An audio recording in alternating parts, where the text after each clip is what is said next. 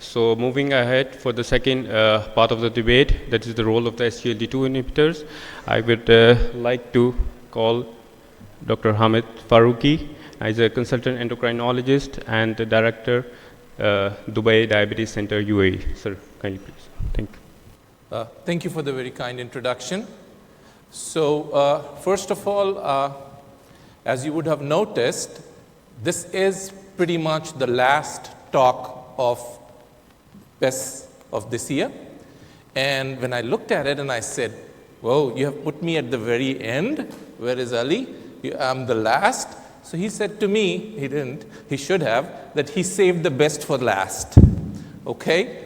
But to all the organizers, the level of the talks that we had, the conversations that we had, the lectures that we had, far are going to be better than what I'm going to say. So kudos to all you guys for an excellent program.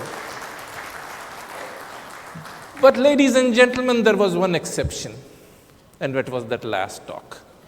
Okay? I wasn't impressed. I don't want you to be impressed by it. Actually, as I was telling him, you see what Ali did? He just ducked, all right? So, ducking in motion, let's look at the data, all right? So, with the name of Almighty Allah, these are my disclosures. This is the evidence that I'm going to present today to you, all right? And I'm not going to waste my time going through all of these, but we are going to, whatever we are going to say is going to be evidence-based. We are not going to look into some esoteric studies from different parts of the world. We are going to look at meta-analyses, the most recent meta-analyses, and the data that we are going to get from there.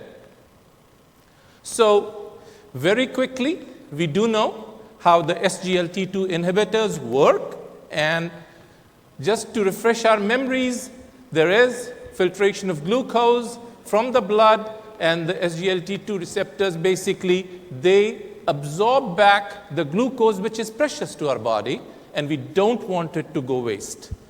And if you then block it, what will end up happening is that all that glucose will come out of the body as a part of the urinary excretion. Now, that little picture goes on top right there, and then you can see the plethora of things that the SGLT2 inhibitors do to help us. As you can see, that this is the proximal convoluted tubule cell where the SGLT2 are, and this is where the inhibition happens. When it is inhibited, the energy out is reduced, there is reduced ATP, and that causes relative hypoxia. Let's not go into the big words. What we are saying here is that that helps us reverse the myofibroblasts, and we produce more erythropoietin, and our blood levels get better. There is increase in hematocrit. Here, whenever glucose leaves the body, it takes sodium along with it. So when that happens and you have increased urinary sodium and glucose excretion, glucose goes down, and along with it, insulin follows, right? So therefore, you have increased insulin to glucagon ratio. Lipolysis happens, glucose control gets better. When glucose and sodium are leaving the body, you have a decrease in the plasma volume, there is diuresis, there is less load on the heart, there is reduction in blood pressure, you have improved ventricular function. Wonderful, right? So, as I said, I'm not going to go into little studies. Let's look at some meta-analyses, and these are all very recent ones. April 2024, Circulation. This was called the SMART-C collaborative meta-analysis. What we had in there are the trials that were for ACSVD, trials for heart failure, tried for chronic kidney disease. I'm not going to name them. There are 11 trials with a lot of patients. But the main outcomes of interest were MACE, which was a composite of cardiovascular death, MI, or stroke, and then individual components of MACE, all-cause mortality, death subtypes, and then there were some key subgroups that we will look at the data at. So here we have the trials separately. These are the SGLT2 inhibitors compared to placebo. And when you look at the forest plot here, this thing sometimes works, sometimes doesn't. But all you need to do is to remember this dotted line, and anything to the right of the dotted line is favoring the SGLT2 inhibitors. And as you can see, the data is pretty consistent, right? Whether you're looking at the chronic kidney disease trials, heart failure trials, or the cardiovascular disease trials. There you have it. And if you look at it in a different way, which is heart failure death, sudden cardiac death, cardiovascular death, all the things that I mentioned about earlier, you can see very well that again, everything is favoring the SGLT2 inhibitors, right? So what were the results? As I said, these were meta-analyses. So you had a boatload of patients, 78,000 plus patients from these 11 trials. SGLT2 inhibitors reduced the MACE by 9%. And how was that achieved? By a reduction in the cardiovascular death. There was no significant effect on the MI or on the stroke. But remember, cardiovascular death is the main cause of death in type 2 diabetes, right?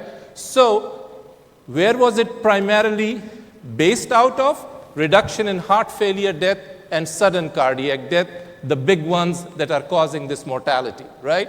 So in a nutshell, SGLT2 reduced the risk of MACE across a broad range of patients, irrespective of the cardiovascular disease, and we will come back to that in a second. And as I said, it was basically a reduction of CV death with no significant MI and no effect on stroke. This is, look at the data, ladies and gentlemen. This is not just people with diabetes. These are people without diabetes. And this wonder drug works how well there. You can see that everything is favoring SGLT2 in all the trials that we did in which non-diabetic patients were enrolled. And that's why SGLT2 inhibitors are fast becoming a cardiovascular medicine as well. So these are the JACC guidelines, American Cardiology. And what you can see here is, in the first line, you can see SGLT2 inhibitors. Doesn't see anything about diabetes and what. These are patients with heart disease in the HFrEF stage C. Now, what about renal protection? As you can see that these different trials with multiple patients, 4,000 plus to 6,000, SGLT2 inhibitors slowed down the progression of kidney disease and reduced the risk of end-stage renal failure. The data is right there for you to see. So, again, with and without diabetes, not just the patients with diabetes. If you can look at it, the kidney outcomes are all favoring SGLT2 inhibitors, whether you're talking about the EMPA-REG, CANVAS decline, which are, as you all well know, are with the 3 different SGLT2 inhibitors that are out there now. So, just like the American Cardiology, what about the kidney organizations, the KDIGO, here, right there? Kidney disease improving global outcomes. These are their guidelines. And after lifestyle, which is extremely important, and we can't say anything about that, that is the base of everything. What is, ladies and gentlemen, the first line drug therapy for most patients? SGLT2 inhibitors. After that, you can go on and add other therapies, but that's right there for you to see, first line. Now, so here, in terms of obesity, which is the key role of GLP-1 analogs, as Riaz just said, what I feel pity for him is that the guy that was in the picture, the moment he stops the GLP-1 and he gets a weight rebound, he will be the first one he will stop at Doha airport.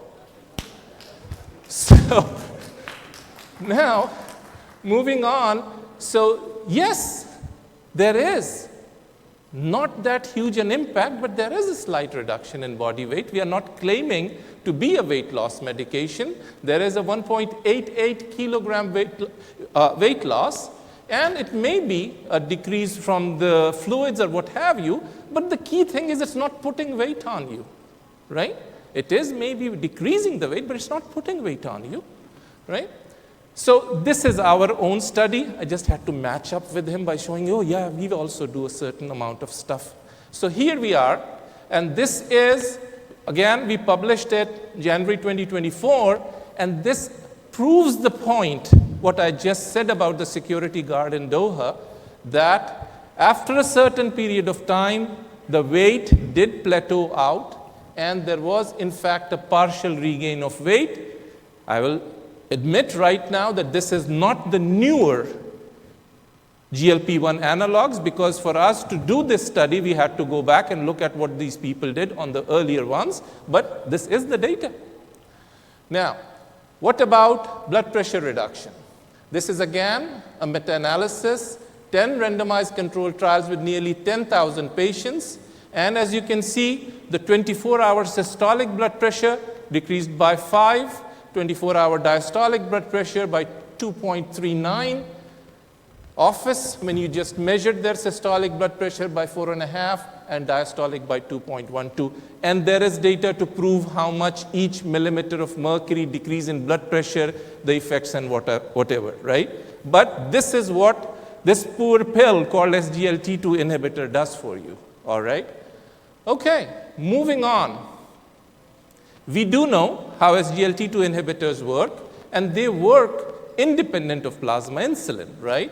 So as there is glycosuria, you have a decrease in the plasma glucose, and the plasma insulin levels go down. So if you have people who have diabetes for a long period of time, and their beta cells have been compromised, you will still have benefit from the SGLT2 inhibitors. The way it works is that beyond a certain point, when the glucose reaches that threshold, SGLT2 stops working. So it is not going to push you into hypoglycemia when you reach that threshold. So once your glycemia is achieved, this drug will not cause further decrease in the blood glucose levels, and therefore you don't have to worry about hypoglycemia. Now, does it stop there? We did talk about the left half, my left half, in terms of the heart failure and what have you, but we have had some excellent talks about what was called NAFLD and now is called MASLD. Does it help you there? Does this poor pill help you there? Yes, it does. It helps you by decreasing the weight, increasing the lipolysis, and increasing gluconeogenesis. It does help you in improving the NAFLD or MASLD, whichever term you are comfortable with, right? And how do they do that? By promoting glucose excretion through urine, reducing glucotoxicity, and other metabolic parameters. The million-dollar question. Cost effectiveness, right? I picked up this data because I don't work here, so I cannot exactly tell you the numbers, but I guess you can relate to this much better than I do as to how much GLP injection costs and how much my poor drug costs, right? And not only that, if you look at how you prescribe a medicine and how often there is compliance on part of the patient, the ease with which they can take the medicine, my poor pill comes in bottles, right? They take it once a day, end of story. Yes, GLP-1 does have one oral preparation, the Rybelsus. I don't think it's available here, right? But this is the plethora of GLP-1. Take your time, sit with the patient, teach them how to use it, all right? And then ask them to pay a boatload of money for it as well. This one, although it's a tablet, but for all of us, we do prescribe thyroxine, right? The instructions are pretty much the same. They have to take it first thing in the morning with a glass of water and not eat anything for half an hour, right? So yeah, good luck with that. So here is, in one picture, what you have in terms of the ease of administration. And moving on, you all now use SGLT2 inhibitors in combination with, for example, metformin, right? All of you do? So when used in addition to, rather than itself with metformin or other medications like DPP4 inhibitors, there are triple therapies, there is added benefit. I do admit, my medication had that little bit that Riaz showed, like at the bottom, right? But add them to what you're using already, and remember, the pathophysiology of diabetes dictates us that we cannot rely on a single drug alone, right? So when we do use it as a combination therapy, you get a significant benefit. Side effects, yes, we do have side effects. We have all heard about euglycemic DKA, in which the glucose levels are fine, but the person is in DKA. But what is the reality? See this number here? 0.1%. That is the chance of that happening. Genital infections. We are lucky that in our part of the world, the hygiene is water-based, right? So I think Riaz would agree with me that we have not really seen this in the countries that we practice in because of our personal hygiene habits. So when you then look at what the recommendations are, you all know very well, I'm not here to go over this part, but we have to look at the risk factor and see where we are going to start an SGLT2. And basically, let me just go back and show you that any which way you will see SGLT2. Whichever route you are taking, even ADA recommends SGLT2 inhibitors. And what I was going to show here is that we are generous people. We are not saying that we are the mightiest on the block. We are very happy to work with other people, particularly if there is synergy. And this is what it is, ladies and gentlemen, that SGLT2 inhibitors have their own way of helping you. And then you have the GLP-1 receptor agonists, that they have their own pathway. They are not fighting with each other, right? So if you are using them in combination, you are going to derive benefit from both these pathways. As you can see, these are SGLT2 inhibitors, and I have talked about the group effects. These are the GLP-1 receptor agonists. They have their own effects. And in the middle, you have the common effects, so a bigger bang for your buck. This is the data that shows that if each of these are working alone, on this side here, SGLT2 inhibitor working alone, this is the cumulative incidence of MACE. This in the blue line is SGLT2 alone, and this is when they both work in combination. Here again, this is GLP-1 alone, and here when they are working in combination. I'm sorry, this thing has a mind of its own. Sometimes it works, sometimes it doesn't. But the point being that this is not me being generous, this is medical data that proves that these two can work in combination in the right set of patients to give you a better control of your diabetes. But in the end, if you do a side-by-side comparison, this, ladies and gentlemen, thank you so much. This, ladies and gentlemen, is showing where more of the green lines are in each of those areas that I talked to you about.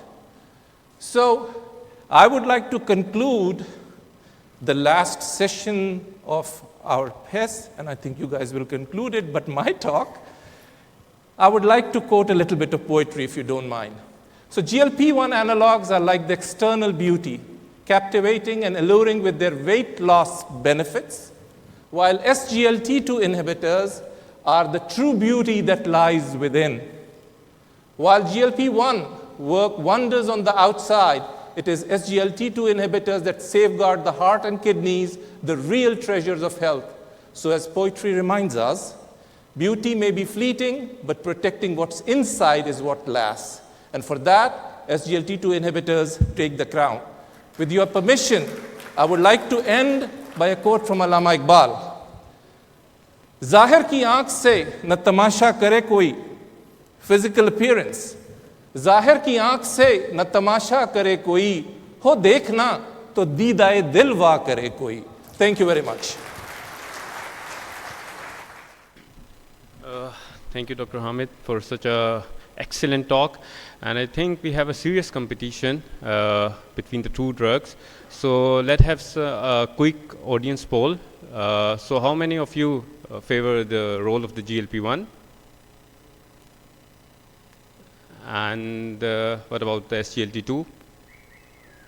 Oh, the numbers are quite. I think we have results.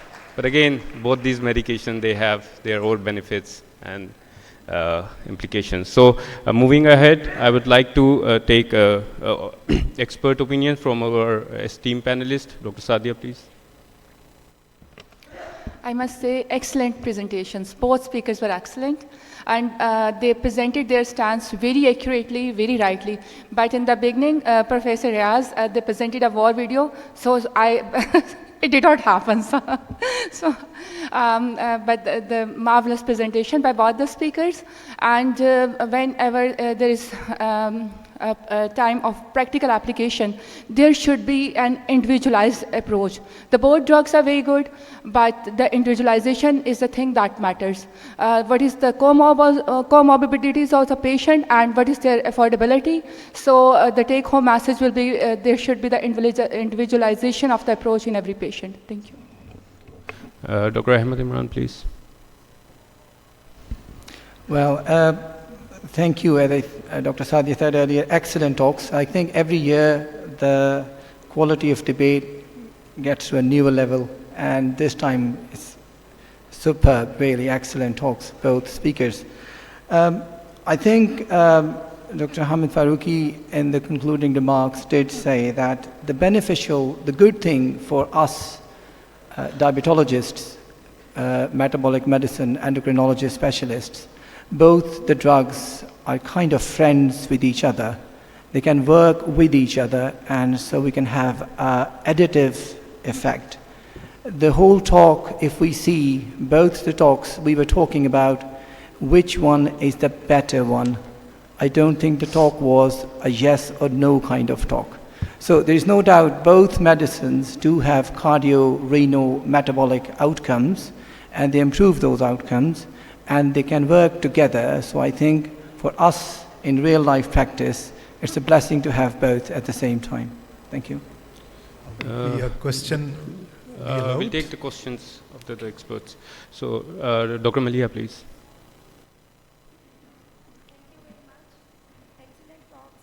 It's not on. Thank you very much. Excellent talks by both the speakers. Regarding the first presentation by Professor Riaz Malik, so highlighting all the benefits of GLP-1, as we all know, weight loss, cardiovascular risk reduction, important, very useful learning points, a cure of pre-diabetes from 84 to 95% was elaborated in the study, and other benefits such as its role in dementia, Alzheimer's, nerve regeneration, and also a case of type 1 diabetic in which it had been used with favorable effects.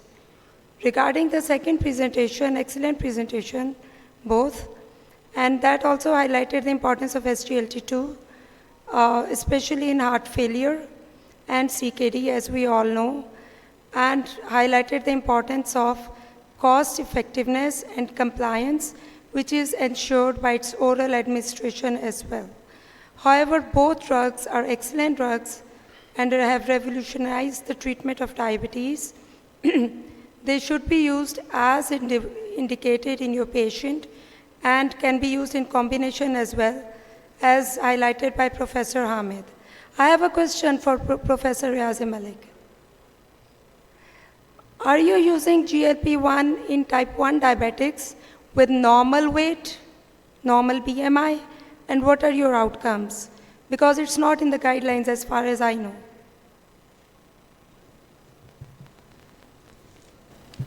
So I don't use them in normal weight type 1 yet, but I think that the new data that's just been published in the NAGM is, to me, amazing.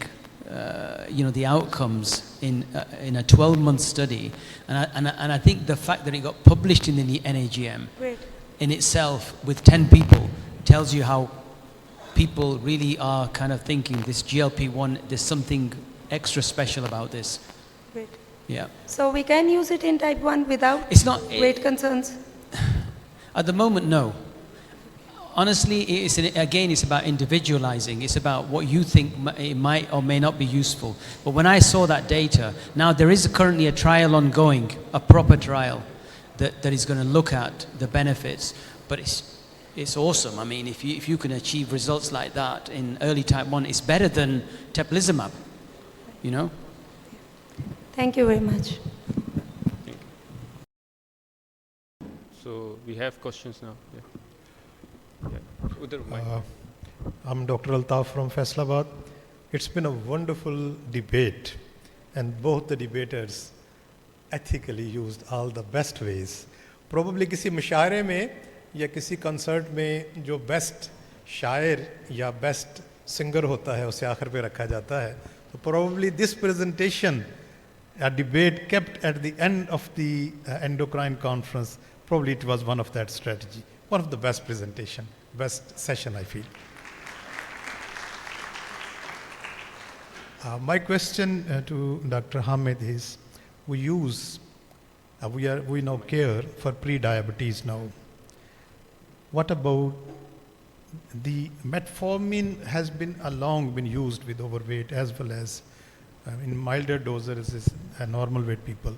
What about the SGLT2 research database to be used in pre-diabetic patients? So in terms of what is at the moment approved and is being used, as you very well pointed out, is metformin. There is data, but not enough to make a recommendation that we should be using it in pre-diabetes at this time. Hopefully. So, Hamid, just on a lighter note, what I gather from your presentation is, if I'm looking for a girlfriend, then it's a GLP-1 agonist. If I'm looking for a wife, then it's an SGLT2 inhibitor. Well, okay, on the same lighter note, it depends on how long have you been married.